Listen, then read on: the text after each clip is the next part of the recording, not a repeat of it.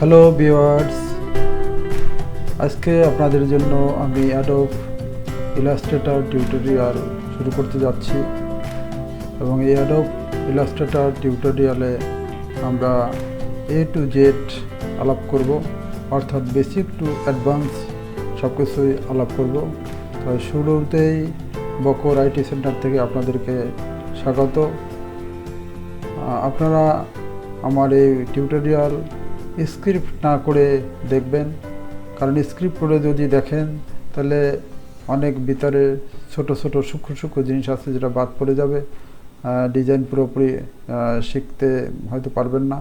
কাজেই আমি অনুরোধ করব যে আপনারা আমার এই ভিডিওটি মনোযোগ দিয়ে দেখবেন এবং দেখলে অবশ্যই লাভবান হবে। তা ভিডিও শুরুর আগেই আমি আপনাদেরকে একটা ছোট্ট রিকোয়েস্ট করবেন, যারা এখন পর্যন্ত আমার এই চ্যানেলকে সাবস্ক্রাইব করেন নাই তারা সাবস্ক্রাইব করবেন, লাইক দেবেন, শেয়ার দেবেন, যাতে অন্য যারা শিখতে চায় অ্যাডোব ইলাস্ট্রেটর তারা ভালোভাবে শিখতে পারে। যাই হোক, কথা না বাড়িয়ে আমি অ্যাডোব ইলাস্ট্রেটর টিউটোরিয়ালের পার্ট 1 শুরু করছি। প্রথমেই আমি বলবো অ্যাডোব ইলাস্ট্রেটর কি। অ্যাডোব ইলাস্ট্রেটর হলো একটি ভেক্টর গ্রাফিক্স এডিটিং সফটওয়্যার। এটি digital illustration, logo design, icon তৈরি, টাইপোগ্রাফি এবং অন্যান্য গ্রাফিক ডিজাইনের জন্য ব্যবহৃত হয়। ইলাস্ট্রেটরের বিশেষত্ব হলো এটি ভেক্টর ভিত্তিক, যা গ্রাফিক্স এর রেজুলেশন স্বাধীন হয় এবং বিভিন্ন আকারে প্রিন্ট বা স্ক্রিনে মান ঠিক রেখে প্রদর্শিত হয়। তো এখানে আমরা যে বললাম যে অ্যাডোব ইলাস্ট্রেটর একটা ভেক্টর গ্রাফিক্স এডিটিং সফটওয়্যার, তাহলে আমরা একটু জেনে নেই যে ভেক্টর গ্রাফিক্সটা কী। ভেক্টর গ্রাফিক্স হলো গ্রাফিক্সের একটি ধরনের যা পয়েন্ট, লাইন, বাঁক এবং বক্ররেখা ব্যবহার করে চিত্র তৈরি করে। এই চিত্রগুলি গণিতের নির্দিষ্ট সূত্র দ্বারা সংজ্ঞায়িত হয়, যা তাদের স্কেলযোগ্য এবং মানানসই করে। ভেক্টর গ্রাফিক্সের সবচেয়ে বড় বৈশিষ্ট্য হলো তারা যে কোনো আকারে মানসম্মত রাখে, অর্থাৎ একটি ভেক্টর ইমেজ যে কোনো পরিমাপের জন্য ব্যবহার করতে পারা যায় এবং এতে এর মানের কোনো পরিবর্তন হয় না। এবং এটাই হলো ফটোশপের সাথে অ্যাডোব ইলাস্ট্রেটরের সবচেয়ে বড় পার্থক্য। অ্যাডোব ফটোশপে আমরা যদি কোনো ছবি করি, কোনো অবজেক্ট করি এবং সেটা যখন আমরা জুম করতে গেলে এটা ফেটে যায়, কিন্তু আপনি অ্যাডোব ইলাস্ট্রেটরের যে কোনো অবজেক্ট বা ছবি করলে সে আপনি যত বড়ই করেন এটা কখনো ফেটে যায় না। যাই হোক, আমরা এখন অ্যাডোব ইলাস্ট্রেটরের কিছু বৈশিষ্ট্য আছে, খুব সংক্ষেপে 2-4টা বৈশিষ্ট্য আমি বলতেছি। নাম্বার 1 যেটা, এটা হলো ভেক্টর গ্রাফিক্স, অর্থাৎ এটা পিক্সেল নির্ভর নয়, তাই আকারে বড় বা ছোটো করা যায় এবং তাতে কোয়ালিটি সঠিক থাকে। 2 নম্বরে হলো অ্যাডোব ইলাস্ট্রেটর একটা জটিল পেন টুল আছে এবং এটা দ্বারা যে কোনো আকারের যে কোনো সাইজের পাত তৈরি করা যায়। 3 নম্বরের বড় সুবিধা হলো টাইপোগ্রাফি। এটার দিয়ে খুবই উন্নত মানের টেক্সট ম্যানেজমেন্ট এবং টাইপোগ্রাফি ডিজাইন তৈরি করা যায়। 4 নম্বরে হলো গ্রেডিয়েন্ট এবং ব্লেন্ড টুলস, সুন্দর গ্রাফিক্স এবং মসৃণ রঙের ট্রানজিশন তৈরি করা যায়। অ্যাডোব ইলাস্ট্রেটরের কয়েকটি ব্যবহারের ক্ষেত্র আপনাদেরকে খুব সংক্ষেপে বলতেছি এখানে, কারণ এগুলো আমরা বাস্তবে প্রত্যেকটাই প্র্যাকটিক্যাল করব। যেমন আমরা লোগো ডিজাইন এটার সাহায্যে করতে পারি, তারপরে ইলাস্ট্রেশন করতে পারি, ইনফোগ্রাফিক্সের কাজ করতে পারি, ওয়েব এবং মোবাইল ডিজাইনের জন্য আইকন, ইন্টারফেস, উপাদান এবং ওয়েব গ্রাফিক্স তৈরি করতে পারি। তারপরে প্রিন্ট ডিজাইন এর করতে পারি, অর্থাৎ এই প্রিন্ট ডিজাইনের মাধ্যমে আমরা ব্রাশিয়ার, ফ্লায়ার, বিজনেস কার্ড ইত্যাদি ডিজাইন করতে পারি। সবচেয়ে আমি বলবো অ্যাডোব ইলাস্ট্রেটর একটা শক্তিশালী এবং বহুমুখী টুল, যা graphic designer, Illustrator, web designer এবং অন্যান্য ক্রিয়েটিভ প্রফেশনালদের অত্যন্ত জরুরি।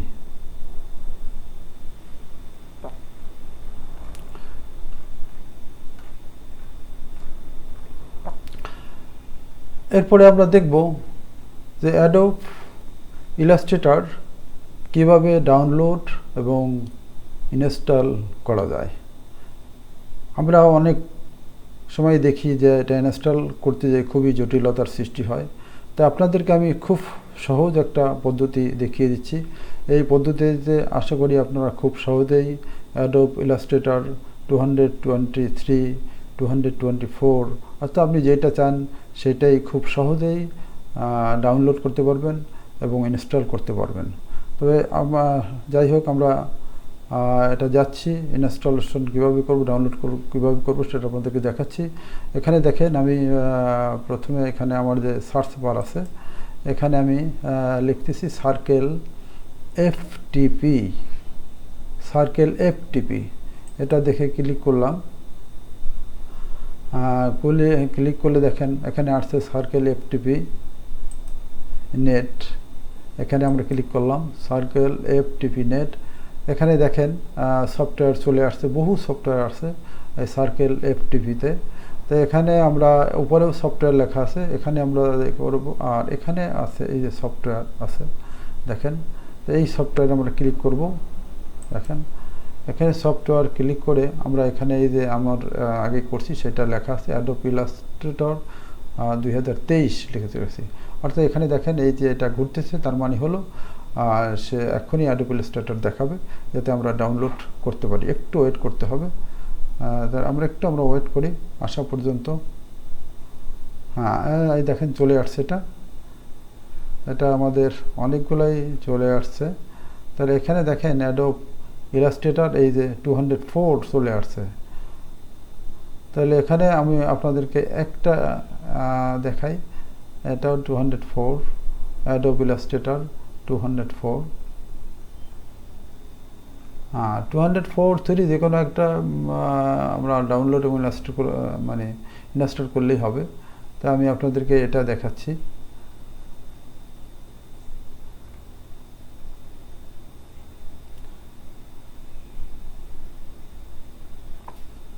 দেখেন আমরা এটা যদি করি, এখানে জাস্ট ক্লিক করলেই হবে। এটা ক্লিক করলে চলে আসলো। এখন এটাকে আমরা ডাউনলোড করতে পারি। এটা ডাউনলোড করলে ডাউনলোড হয়ে যাবে। তা আমার যেহেতু আমরা এটা ডাউনলোড করা আছে, আমি এই কারণে আর এটা ডাউনলোড করতেছি না।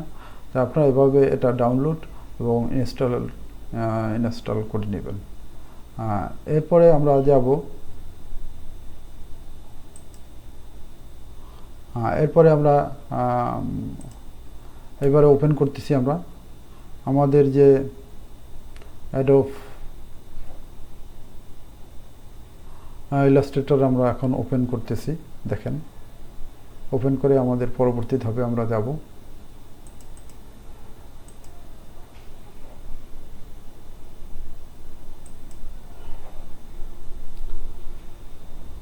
এখান থেকে আমরা অ্যাডোব ইলাস্ট্রেটর ওপেন করে নেই।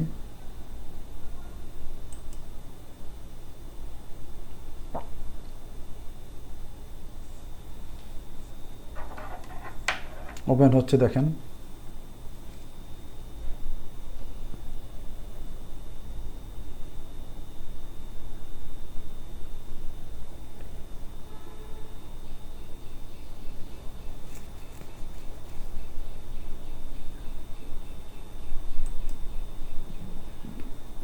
এটা দেখেন অ্যাডোব ইলাস্ট্রেটর ওপেন হয়ে গেছে এবং ইন্টারফেস আমরা দেখতে পাচ্ছি।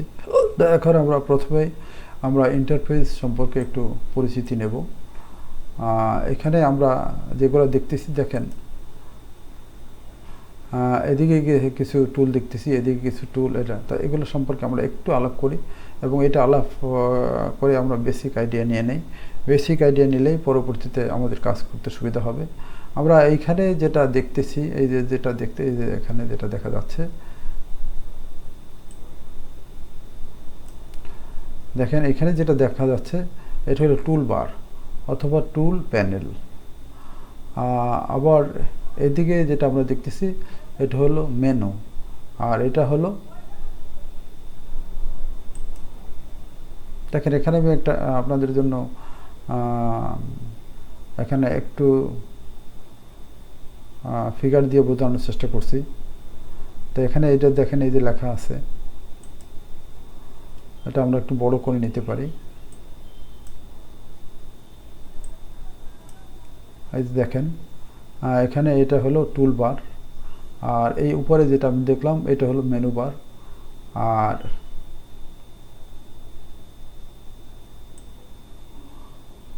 আর এইখানে এই যেটা দেখতেছেন এটা হলো কন্ট্রোল প্যানেল। এই যে এটা যেটা দেখা, এটা হলো কন্ট্রোল প্যানেল। এবং কন্ট্রোল প্যানেলটায় কোন টুল আসবে এটা ডিপেন্ড করে টুল বারের উপর। আপনি এখানে যে টুলকে প্রেস করবেন, যে টুল দিয়ে কাজ করতে চাইবেন, সেই টুলের যেগুলা অন্যান্য মানে সংযুক্ত টুল আছে অথবা এর সাথে যে কোনো যে টুলগুলো প্রয়োজন সেগুলো এখানে দেখা যাবে এই কন্ট্রোল প্যানেলে। আর এখানে দেখেন আর একটা জিনিস আমাদের এখানে আছে, এই যে এখানে দেখেন এটা হলো ওয়ার্ক স্পেস। ওয়ার্ক স্পেসে এখানে দেখেন অনেকগুলো অপশন দেওয়া আছে। Automation, essential, classic, layout, printing and proofing, tracing, typography, web, reset, essential, classic, new work space, manage work space. এতগুলো অপশন আছে। কিন্তু আমি এখানে যে টুল দিয়ে কাজ করতেছি, এই টুলে যদি কাজ করতে যান তাহলে আপনাদেরকে অবশ্যই এসেনশিয়াল ক্লাসিক এটাকে টিক দিয়ে কাজ শুরু করতে হবে। এটা যদি আপনি অন্যটা টিক দিলে কিন্তু এভাবে টুলটা আসবে না, অন্যভাবে আসবে। তবে এখানে যতগুলো আছে যে আপনি যেটা আপনার প্রয়োজন অনুযায়ী যে কোনোটাই ব্যবহার করতে পারবেন।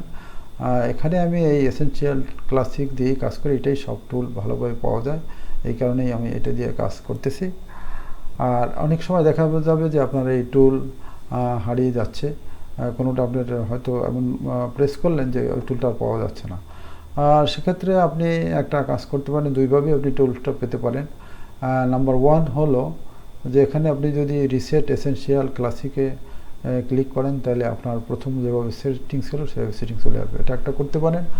আর একটা কাজ করতে পারেন, সেটা হলো যে এখানে উইন্ডো আছে, উইন্ডোতে এখানে দেখবেন যে সব টুল এখানে আছে, আপনি যেটা কাজ করবেন সেটা টিক দিলেই আবার ওই টুলটা চলে আসবে। যাই হোক, তো এটা আমরা বিস্তারিত আলাপ করব পর্যায়ক্রমে।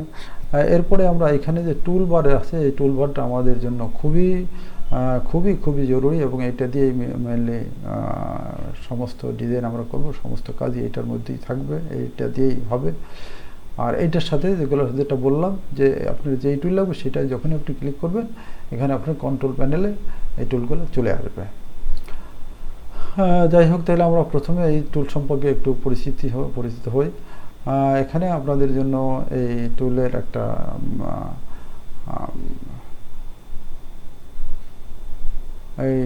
বিবরণ দেওয়ার চেষ্টা করছি।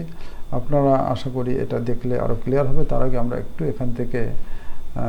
এখানে আমরা দেখতেছি অনেকগুলো টুল আছে, টুলগুলোর নামটা একটু জেনে আমরা আমাদের দিকে আগাচ্ছি। হ্যাঁ, এই দেখেন আপনাদের জন্য যেটা তৈরি করে রাখছি সেটা এখানে একটু দেখলেই হবে। আমরা এটা আরেকটু এদিকে নিয়ে নিলাম। এই যে দেখেন,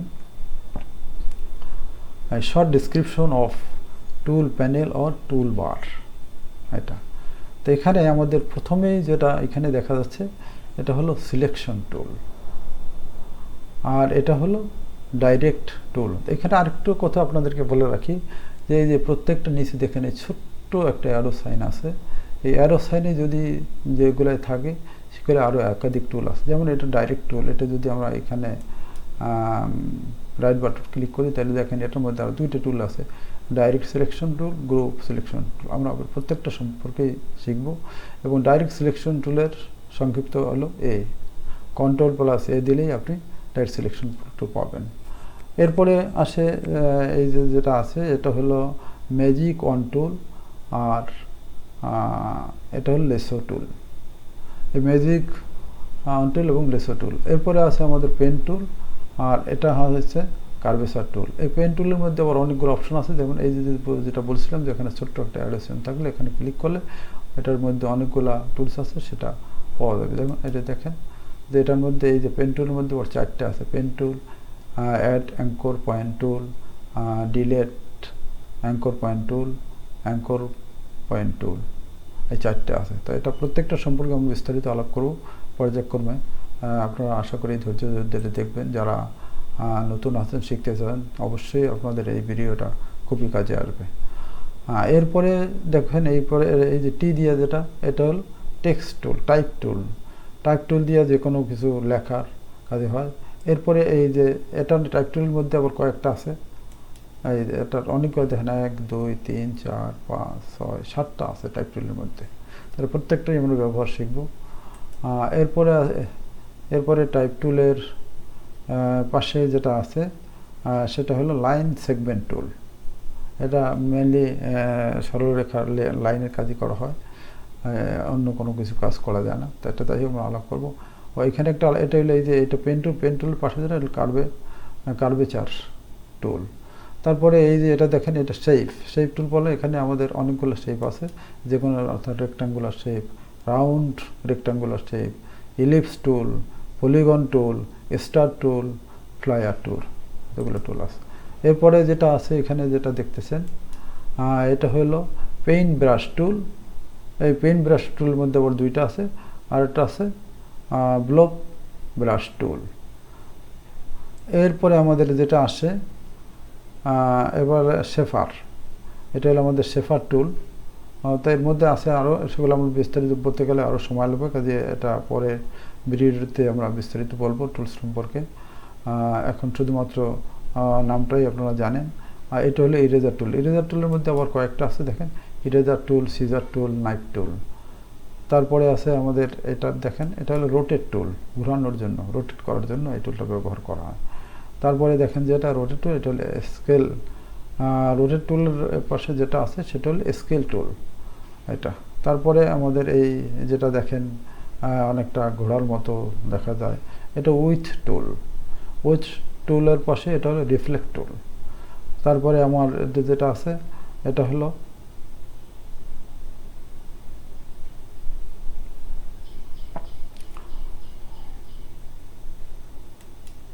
এটা দেখেন শেপ বিল্ডার টুল। শেপ বিল্ডার টুলটা কিন্তু আমাদের খুবই জরুরি, খুবই প্রয়োজন হবে।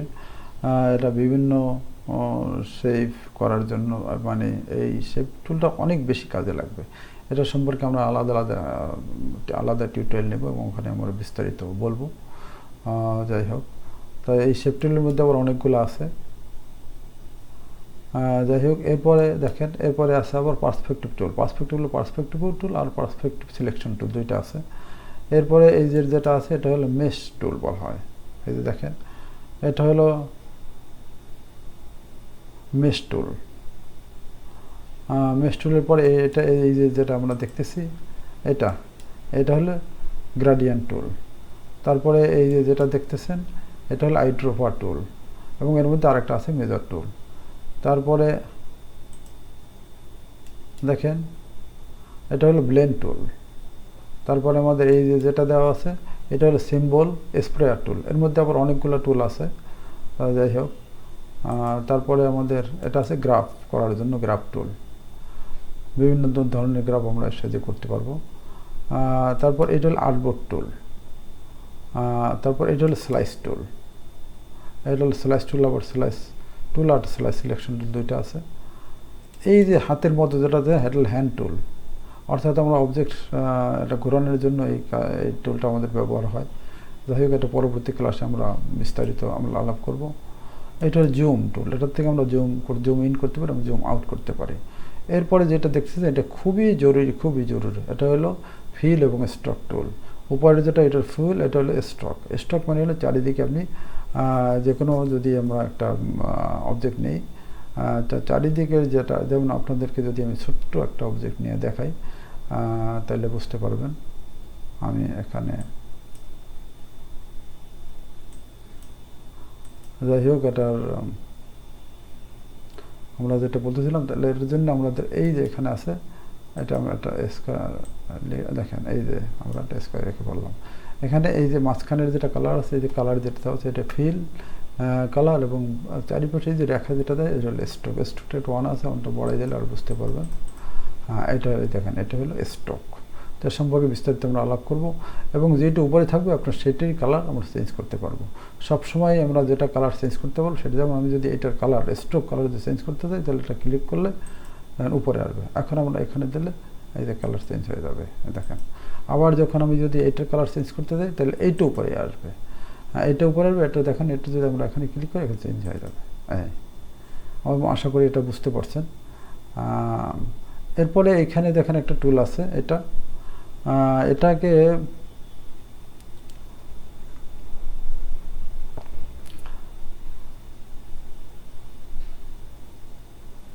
এটা হলো সাদা কালো করার জন্য, সাদা এবং কালো, হোয়াইট অ্যান্ড ব্ল্যাকের জন্য এটা ব্যবহৃত হয়।